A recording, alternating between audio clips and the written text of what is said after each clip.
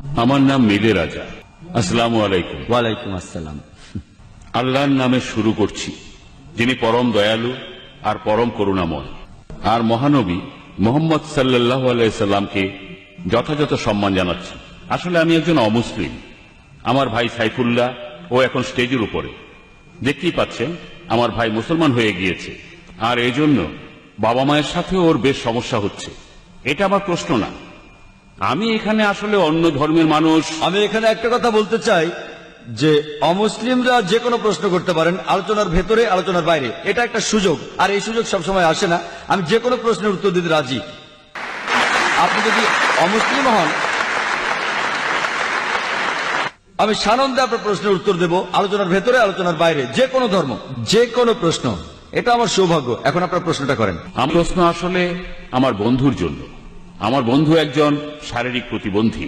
তার প্রশ্ন হলো, স্রষ্টা কেন মানুষকে পঙ্গু করে পৃথিবীতে পাঠান? কোরআনের কোনো আয়াত বা নবী মোহাম্মদ সাল্লাল্লাহু আলাইহি ওয়াসাল্লামের কোনো হাদিসে কি বলা আছে কি কারণে স্রষ্টা মানুষকে প্রতিবন্ধী করে পৃথিবীতে পাঠান? আমার প্রশ্ন এটাই, আর আমার ধারণা এরপরে আমি আর কথা বলার সুযোগ পাবো না।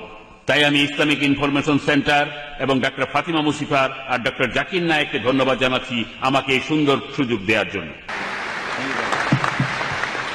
কেন, কি কারণে আল্লাহ কিছু মানুষকে পৃথিবীতে পাঠান পঙ্গু বানিয়ে?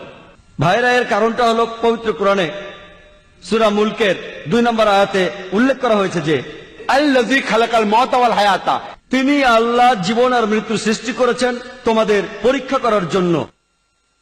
এখন আপনি এই প্রশ্নটা করেছেন যে কিছু মানুষ কেন জন্মায় পঙ্গু হয়ে আর কেউ গরিব, কিছু মানুষের জন্মগত কঠিন অসুখ থাকে।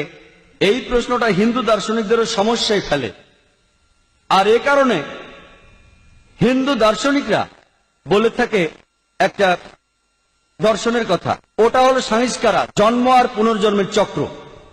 যদি আপনি বেদ পড়েন, আমি সব ধর্মগ্রন্থ পড়েছি, বেদে বলা হচ্ছে পুনর্জন্মের কথা।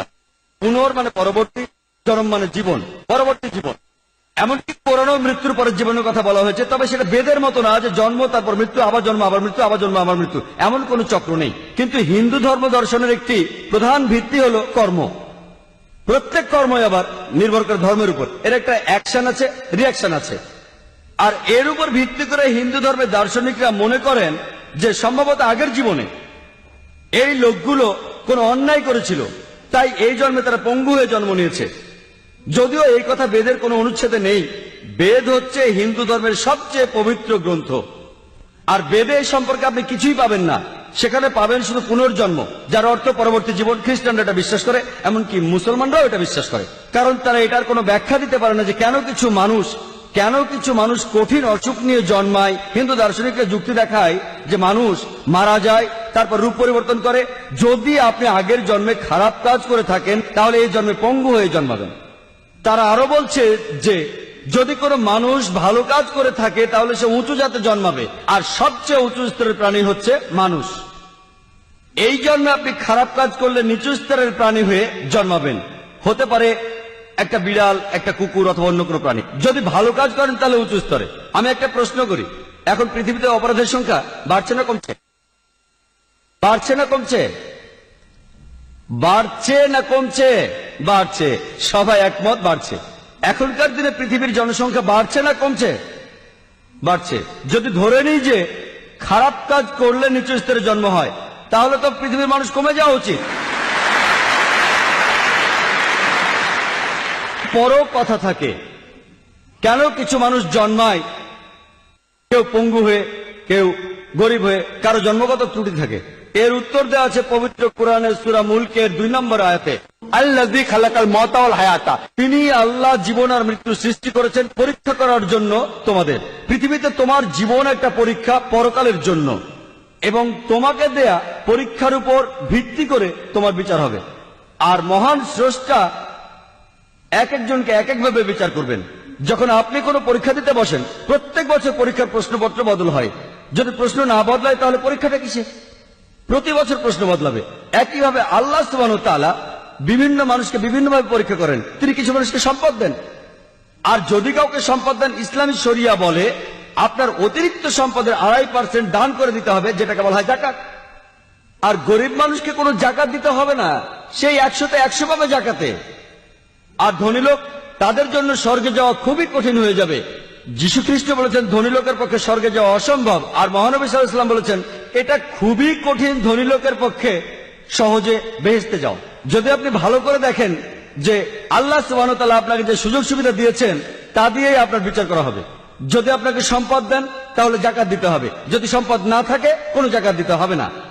কিছু মানুষকে তিনি পঙ্গু বানিয়ে পৃথিবীতে পাঠান, তারা পঙ্গু হয়ে জন্মায়। যদি কেউ আমাকে প্রশ্ন করে যে এই শিশুটির অপরাধ কি, সে কি অন্যায় করেছে, আমরা ইসলামে বিশ্বাস করি প্রত্যেক শিশু মাসুম, প্রত্যেক শিশু নিরপরাধ আর নিষ্পাপ। কিন্তু যখন সে এভাবে জন্মাচ্ছে, হতে পারে যে আল্লাহ কোরআনে বলেছেন তোমার সম্পত্তি, তোমার সন্তান, তোমার স্ত্রী হলো তোমার জন্য পরীক্ষা। এটা বাবা মার জন্য পরীক্ষা হতে পারে। হয়তো আল্লাহ বাবা মাকে পরীক্ষা করছেন, হয়তো বাবা মা আল্লাহকে খুব মানে, হতে পারে তারা খুব ধার্মিক। এখন আল্লাহ তাআলা তাদের আরো কঠিন পরীক্ষায় ফেলেছেন যে এবার তোমাদের সন্তানকে পঙ্গু বানালাম। স্রষ্টা দেখতে চাইছেন এখনো সেই বাবা মা আল্লাহকে বিশ্বাস করে কিনা। আর পরীক্ষা যত কঠিন, পুরস্কারও তত বড়। যেমন ধরেন আপনি যদি বিএ তার মানে গ্র্যাজুয়েশন পরীক্ষা দেন, এটা খুব সহজ। কিন্তু আপনি যখন মেডিকেল গ্র্যাজুয়েশন পরীক্ষাটা দেবেন সেটা বেশ কঠিন। কিন্তু আপনি যখন এমবিবিএস পাস করবেন, নামের আগে লেখা হবে ডাক্তার, পরীক্ষাটা কঠিন, কিন্তু যখনই আপনি পাস করবেন আপনি ডাক্তার, সম্মানটা অনেক বেশি। পরীক্ষাটা যত কঠিন, পুরস্কার তত বড়। তাহলে আল্লাহ বিভিন্ন মানুষকে বিভিন্ন ভাবে পরীক্ষা করেন। একজন মানুষ পঙ্গু হয়ে জন্মেছে, তার মানে এই না যে সে আগের জন্মে অন্যায় করেছে, সে নিষ্পাপ। সে যে পঙ্গু, এটা হয়তো তার বাবা মায়ের জন্য পরীক্ষা, হতে পারে এটা তার নিজের জন্যও পরীক্ষা। আল্লাহ তাকে পরীক্ষা করতে চান যে সে এখনো স্রষ্টাকে বিশ্বাস করে কিনা। আর এজন্য আল্লাহ কিছু মানুষকে গরিব বানান, তারা দরিদ্র হয়ে জন্ম নেয়। আবার কিছু মানুষকে ধনী বানান, কিছু মানুষ ভালো স্বাস্থ্য নিয়ে জন্মায়, আর কেউ পঙ্গু হয়ে জন্মায়। আল্লাহ বিচার করেন পরীক্ষার উপর ভিত্তি করে।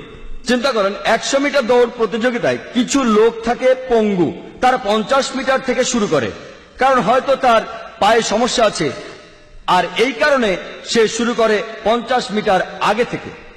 যদি আল্লাহ দেখেন যে কোনো মানুষের কাছ থেকে কিছু সুযোগ সুবিধা কেড়ে নেওয়া হয়েছে, তাহলে তিনি সেভাবেই বিচার করবেন।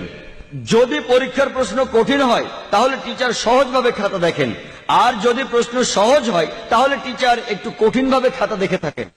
আর আল্লাহ তাআলা এক এক মানুষকে এক এক ভাবে তৈরি করেছেন, বিভিন্ন রঙে, বিভিন্ন ভাষায়, আলাদা আলাদা পরিবেশে।